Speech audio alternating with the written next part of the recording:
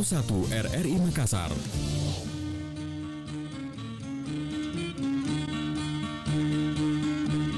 Kiprah Desa Pro 1 RRI Makassar.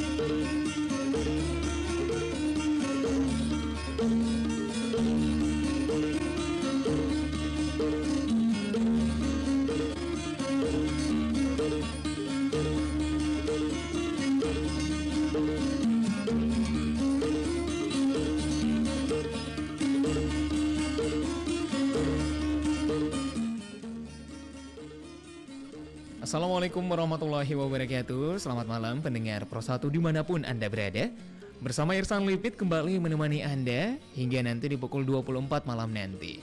Sebelum berpindah ke lintas Makassar malam, pendengar, seperti biasa di pukul 19 lewat 30 menit, sekarang sudah lewat 28 menit, menuju ke 30 menit pendengar, saya akan memperkenalkan dulu. Ada narasumber, seorang penyuluh perikanan.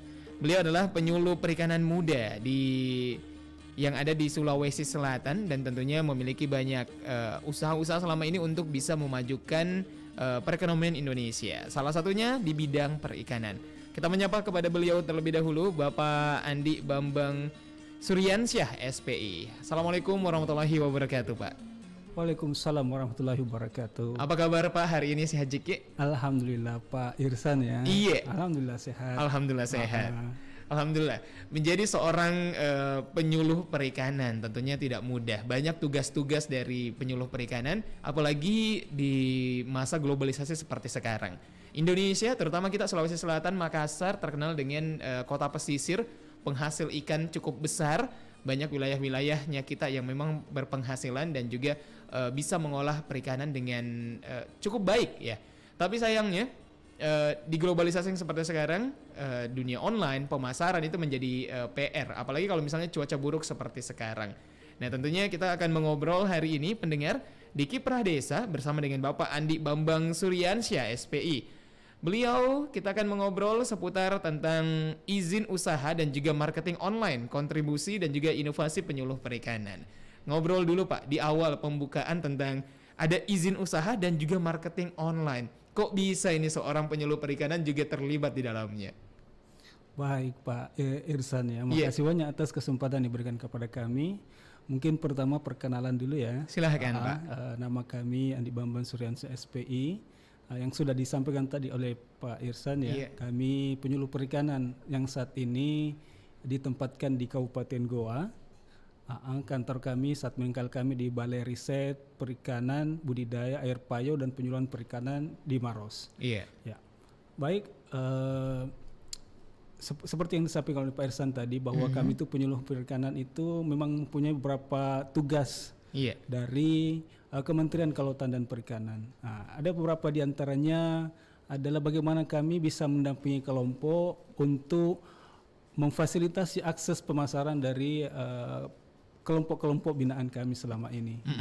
Kelompok binaan kami itu kan ada ada budidaya, pembudidaya, ada nelayan, ada pengolahan, ada garam, ada pengawasan, kelompok pengawasan. Nah, bagaimana penyuluh perikanan itu berkontribusi untuk memfasilitasi akses pemasaran yang selama ini memang yang kita harus akui bahwa di sisi online nelayan kita atau pelaku utama kita, kalau kami sebutnya di perikanan pelaku utama dan pelaku usaha itu memang masih dalam tanda kutip gaptek ya, masih belum familiar.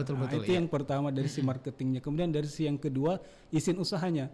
Bagaimana mereka bisa memasarkan kalau kemudian tanpa izin usaha. Nah, izin usaha ini memang urgensinya sangat penting bagi mereka. Yang pertama dari segi legalitas, kemudian yang kedua kemudahan akses, banyak bisa diakses dengan adanya izin usaha.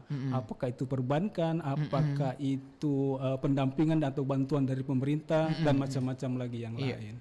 Nah, ini juga sebenarnya sesuai dengan peraturan menteri ya tentang izin usaha ini. Jadi memang setiap usaha apapun itu, baik di bidang apapun maupun termasuk di perikanan itu harus memang punya izin usaha yang selama ini offline di beberapa instansi di kantor ya. Dan saya pun baru tahu ternyata kayak bagian perikanan juga ternyata butuh izin usaha ya Pak ya. Iya betul. Nah, bagaimana dengan apakah yang teman-teman nelayan seperti tadi kita sempat cerita sebelumnya pendengar, kan teman-teman nelayan beraktivitas di laut, menangkap ikan. Kebetulan kan memang harus menjual dagangannya, ikan-ikan yang telah ditangkapkan itu, entah itu kepada pengepul ikan, entah itu langsung turun ke pasar sendiri sebagai nelayan yang menjualkan. Apakah itu juga butuh izin, Pak? Baik, Pak Irsan. Nah, sekarang ini memang di perikanan memang dibutuhkan izin. Utamanya bagi yang sudah berkelompok atau bagi yang bentuk koperasi. Nah, mereka membutuhkan izin. Termasuk di bidang lain, budidaya misalnya maupun pengolahan. Ternyata budidaya juga butuh ya Pak. Contoh nih misalnya Irsan tertarik misalnya punya lahan terus ingin punya kolam bawal misalnya, ada beberapa kolam begitu. Apakah saya tetap butuh izin untuk memasarkan hasil penangkaran saya nantinya? Nah, ya betul sekali, kita butuh izin. Kita sebagai pelaku utama, misalnya tadi pembudidaya bawal memang harus punya izin untuk mengakses beberapa di instansi misalnya tadi. Mau pemasarannya, mau perbankannya, permodalannya, mau pendampingannya dari pemerintah lewat penyuluh misalnya, butuh izin. Butuh izin semua. Iya. Wah, ternyata makin maju sekarang ya. Berarti sekarang Pak tidak serta-merta punya lahan buat kolam langsung dagang, sekarang tidak seperti itu berarti Pak ya. Cukup regulasinya cukup ketat sekarang dan tentunya semuanya untuk kebaikan dari pelaku utama sendiri. Nah Pak, sekarang beralih sedikit tadi izin usaha. Ini sekarang tentang marketing online nih Pak. Bagaimana akhirnya menangani teman-teman penyuluh, terutama ya kita tahu seperti dijelaskan juga sebelumnya bahwa memang banyak nih orang yang pelaku utama yang mohon maaf, tidak semua mungkin, tapi mungkin banyak yang masih agak susah untuk bisa mengakses marketing secara online. Apalagi memang kalau taunya pelihara bawal aja misalnya, taunya pengolah aja. Kadang kebanyakan kan memang usianya agak senior. Usianya memang agak senior yang memiliki usaha seperti itu. Nah itu bagaimana? PR banget kayaknya sama teman-teman penyuluh perikanan. Siap. Makasih banyak Pak Irsan. Memang tadi kan tahapannya yang kami sampaikan materinya mulai dari perizinan. Tadi kan perizinan sebenarnya online juga. Nah itu membutuhkan memang fasilitasi dari penyuluh. Kemudian setelah tahapan izin kita akan bantu lagi dengan marketingnya. Marketing secara online. Nah memang sebenarnya memang PR betul yang disampaikan oleh Pak Irsan tadi. PR bagi kami ini sebenarnya bagi penyuluh, bagaimana penyuluh itu bisa memanfaatkan sosial media, media-media yang ada di platform digital di Google, di internet itu agar bisa membantu masyarakat utamanya di bidang perikanan dan kelautan itu bisa memasarkan secara mudah. Nah, karena kan kita tahu di online itu, di internet itu, di digital marketing itu semuanya mudah dan terjangkau, tidak terkendala oleh jarak. Betul Pak.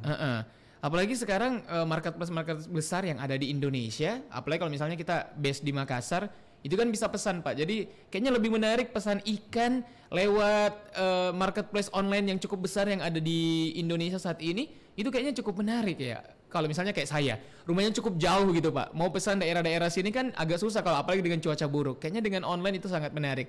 Nah Pak, setelah tadi ada PR, apa saja yang telah dilakukan teman-teman penyuluh perikanan untuk bisa membantu mengonlinekan barang dagangan dari teman-teman pelaku usaha utama?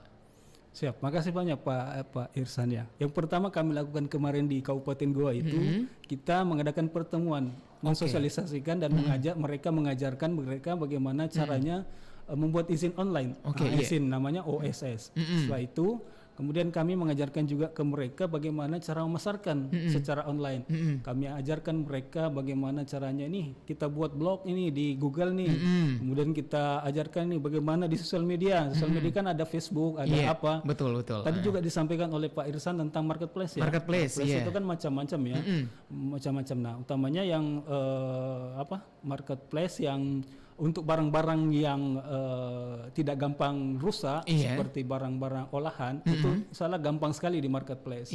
Nah itu kami ajarkan juga bagaimana caranya bisa memasarkan di marketplace. Nah mungkin itu beberapa yang kami lakukan. Apakah teman-teman penyuluh perikanan tidak melakukan kerjasama mungkin dengan marketplace besar yang ada di Indonesia untuk bisa mempermudah mungkin teman-teman pelaku usaha?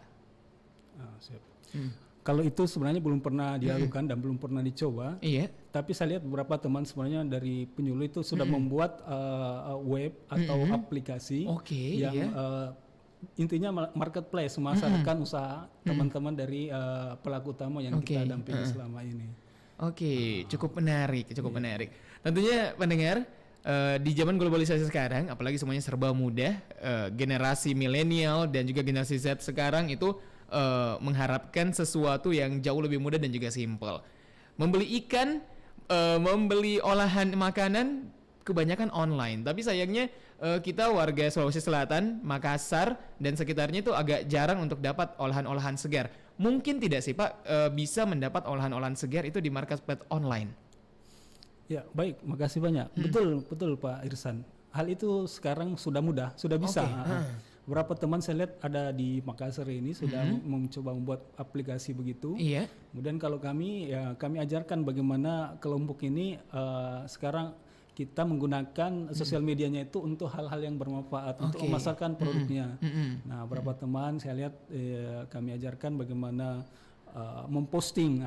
Jadi walaupun kemudian katakanlah nelayannya ini yang senior mungkin ada dibantu oleh pengurus kelompoknya untuk mencoba membuatkan akun-akun sosial media, kemudian titik-titik maps, di mana bisa didapatkan barangnya. Jadi bisa jadi harapan kami ke depan mereka berubah mindsetnya. Jadi mereka tidak hanya berpikir ke depan bahwa yang namanya memasarkan produk perikanan itu hanya di pasar, yang kesannya mungkin jorok lah, apalah, untuk mengubah menjadi memasarkan ini secara online, secara mudah, secara gampang. Bisa jadi kan mereka belum panen misalnya, barang ini sudah laku sebenarnya di pasaran. Betul sekali. Tinggal mengirim contoh produknya, ukurannya, spesifikasinya dan lain sebagainya. Betul sekali. Nah Pak, ini menarik. Ini kan kita masih menyinggung tentang inovasi penyuluhan dari perikanan. Nah, paling PR untuk bahan makanan yang segar itu kan adalah keawetannya dan juga pengemasannya. Ini kan penting sekali. Inovasi apa yang telah dilakukan teman-teman penyuluh perikanan akhirnya untuk bisa mengakomodir kekurangan dari bahan-bahan segar ini, Pak? Siap. Tentu kebetulan kami sendiri memang di jurusan itu ada pengolahan ya. Jadi kami ajarkan mereka bagaimana cara mengemas, packing barang itu agar bisa awet. Nah, kemudian bagaimana cara memperlakukan sebenarnya barang itu, produk-produk perikanan itu dalam kondisi memperlakukan dalam kondisi yang dalam kondisi suhu yang bagaimana supaya barang-barang itu bisa awet, bisa digunakan masih dalam kondisi yang bagus begitu, Pak Ersan. Jadi memang ada cara dan juga keilmuannya yang sudah diajarkan kepada teman-teman ada perlakuannya, ada caranya. Ya, betul. Nah, sekarang kan saya sempat lihat di media sosial nih Pak, banyak sistem kayak di press gitu makanannya, entah itu bahkan makanan jadi sekarang di press loh Pak. Jadi banyak teman-teman mungkin pelaku usaha juga tapi yang berada di luar Sulawesi, bahkan makanan jadi di press dan itu bisa dikirim se Indonesia. Nah itu apakah itu sudah mulai diterapkan di Sulawesi Selatan juga? Ya, sudah ada beberapa semuanya, sudah ada beberapa. Tapi khususnya barang-barang yang olahan yang kering. Nah, kalau yang basah itu kan rata-rata di perusahaan sebenarnya, banyak di perusahaan. Oh, seperti itu Pak ya. Dia dalam bentuk frozen. Dalam bentuk beku ya. Baru kemudian dikirim, diekspor ke luar negeri. Oke. Mungkin tidak Pak, ini kita Sulawesi Selatan juga memiliki SDM yang akhirnya bisa mengekspor karena hasil perikanannya kita Sulawesi Selatan oke, segar-segar ikannya kita Pak. Iya. Itu bisa diekspor juga nggak nantinya ke depannya? Sangat mungkin sebenarnya. Sangat mungkin. Potensinya luar biasa kita. Kita punya beberapa jenis ikan yang kualitas ekspor sebenarnya. Wah. Iya. Ternyata ada gitu Pak ya? Banyak sebenarnya. Aduh, luar biasa. Di Sulawesi Selatan. Dan ini PR-nya teman-teman perikanan. PR-nya penyuluh dan PR-nya kelompok. Bagaimana bisa dengan online ini bisa menembus batas.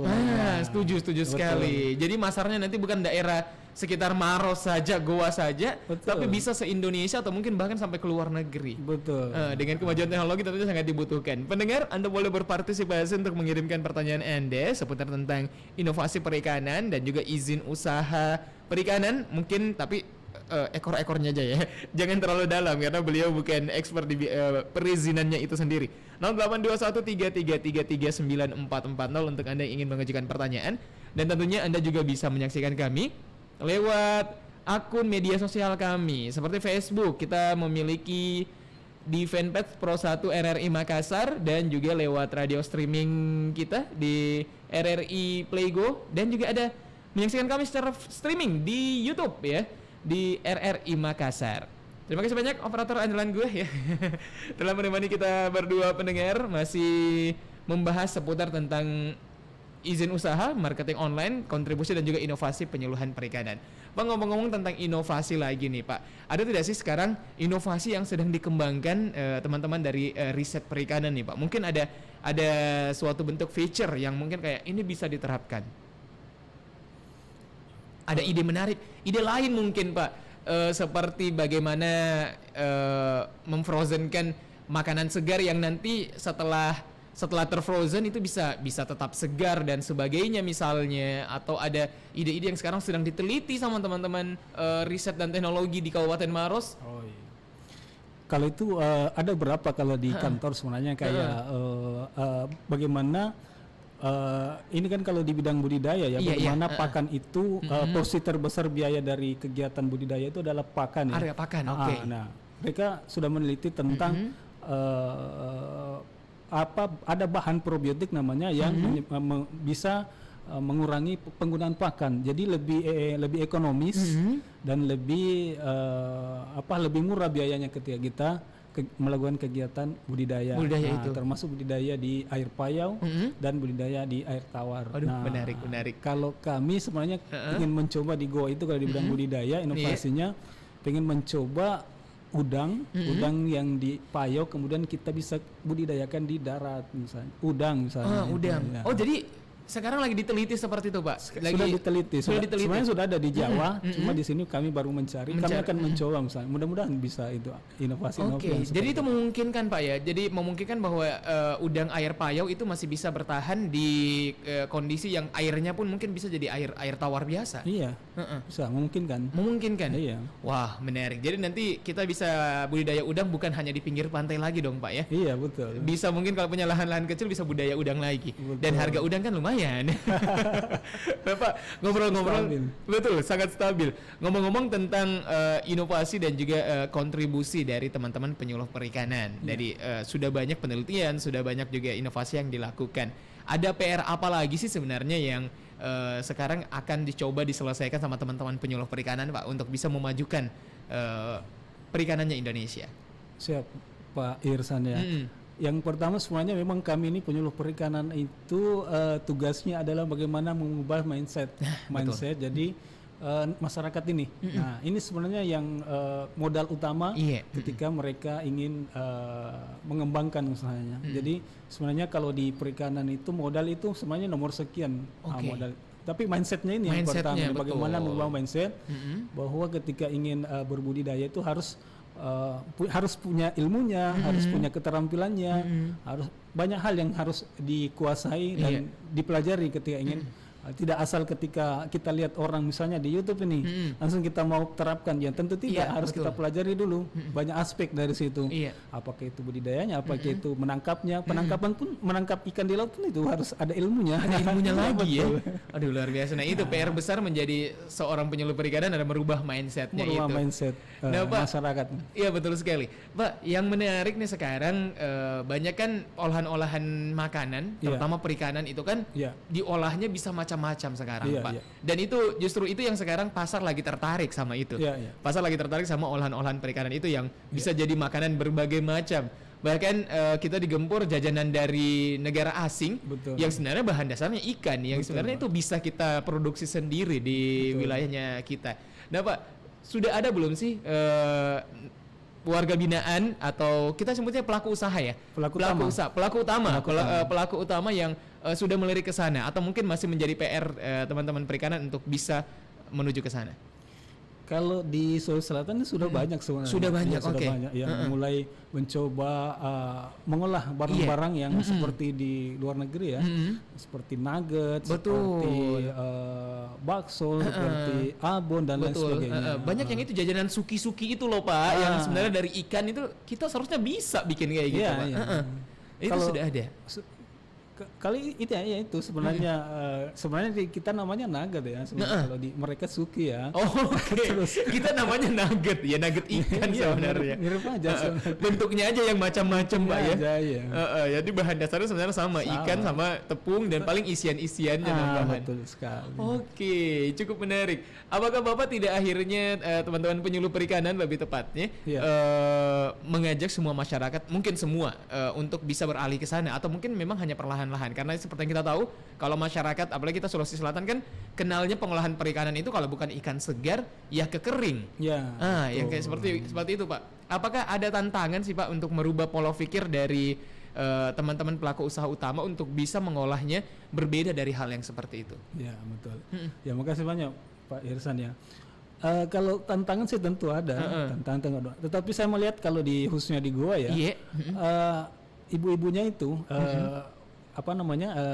kaum perempuan di sana itu responnya sangat bagus ketika kita mencoba memberikan inovasi pengolahan misalnya. Ayo kita makanya alhamdulillah kalau kami di Goa itu berapa kali kita adakan pelatihan pengolahan ya responnya sangat baik, luar biasa sangat baik dari kelompok dari masyarakat. Nah Pak, ini kan makanan-makanan olahan yang seperti itu apakah tidak dapat respon yang baik? Masih ada tidak sih Pak sebenarnya dari kelompok-kelompok tertentu mungkin yang merasa underestimate atau mungkin merasa kayak aduh mending seperti biasa saja? Apakah memang masih ada pola-pola pikir yang seperti itu di masyarakat? Iya, tentu ada yang sebenarnya seperti itu ya. Tentu ada yang pengennya ya sudah yang praktis saja. Dan selama ini dikenalkan olahan ya masak, rebus, goreng dan bakar ya.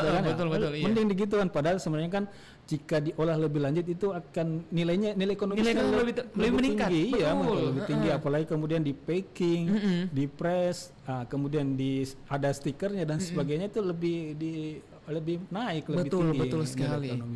Dan juga daya tahan dari hasil olahannya bisa lebih lama lagi. Bisa lebih lama. Sangat menarik obrolannya kita pendengar.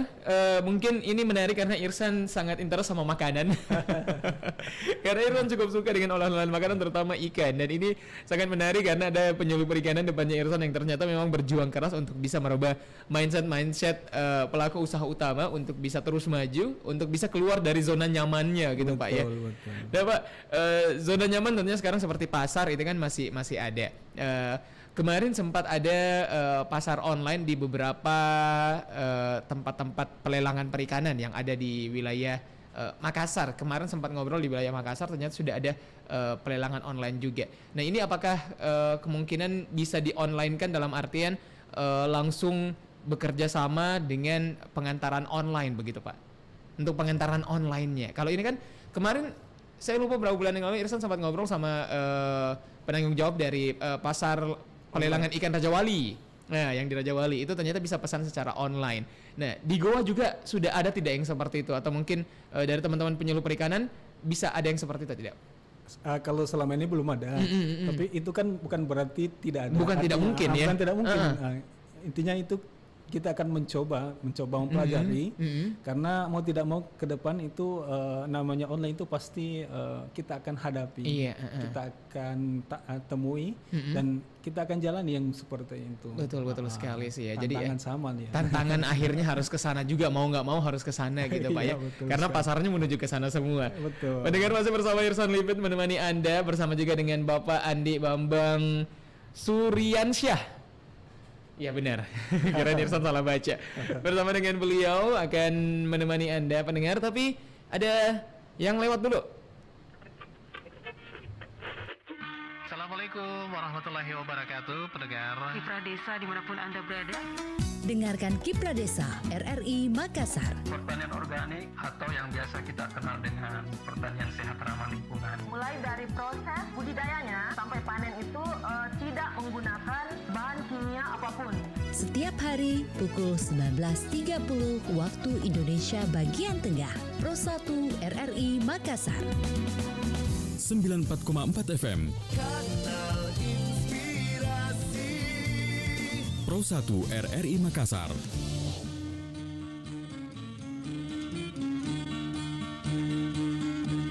Kiprah Desa Pro 1 RRI Makassar.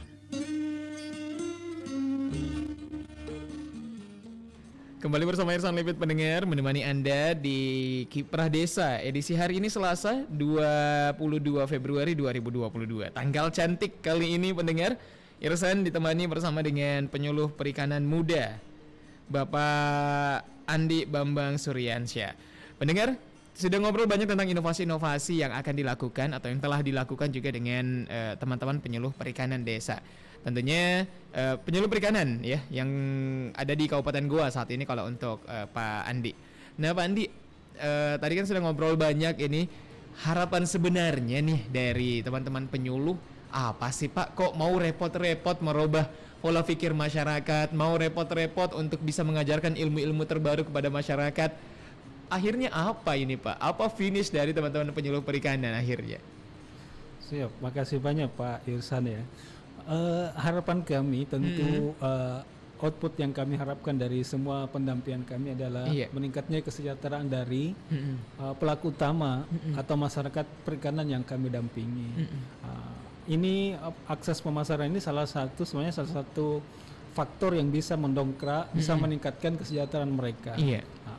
Ketika selama ini mungkin mereka aktivitasnya masih offline, masih terkendala jarak, waktu dan misalnya terkendala pemasaran. Nah, dengan pendampingan seperti ini kami harapkan semua kendala itu bisa teratasi dengan upaya-upaya yang kami lakukan, sehingga kedepannya mereka semakin sejahtera, semakin maju dan mandiri. Itu mungkin harapan-harapan visi output yang kami harapkan dari kegiatan pendampingan. Nah pendengar, untuk Anda mungkin yang memiliki keluarga atau Anda sendiri adalah seorang pelaku usaha utama juga, tujuan dari teman-teman penyuluh perikanan adalah bisa memajukan Anda. Jadi bukan untuk diri sendiri, bukan karena tugas dari negara dalam tanda kutip, tapi memang ini kayaknya lahir dari hati sendiri untuk bisa memajukan Anda. Dan kalau Anda maju, otomatis Indonesia juga akan maju di balik itu semua. Terima kasih banyak Pak Andi. Tapi sebelum mengakhiri perjumpaan kita yang sudah lewat 54 menit ini, sudah hampir lewat 55, sudah harus pamit undur diri. Apa yang ingin disampaikan kepada masyarakat di pertemuan kita kali ini, Pak? Baik, makasih banyak Pak Irsan. Iya. Kami harapkan tentu kami himbau kepada seluruh masyarakat ya, masyarakat di Sulawesi Selatan. Harapan kami bahwa mari yang pengen, yang punya minat untuk berusaha di bidang perikanan, ayo, di bidang perikanan itu masih sangat menjanjikan sampai sekarang. Mau budidaya, mau penangkapan, pengolahan. Nah, terutama di pengolahan ini potensinya dan peluangnya masih besar untuk pasar dalam negeri dan pasar luar negeri. Bagaimana kemudian kita nanti bisa mengakses pemasaran online sampai ke luar negeri. Kemudian juga kami harapkan juga masyarakat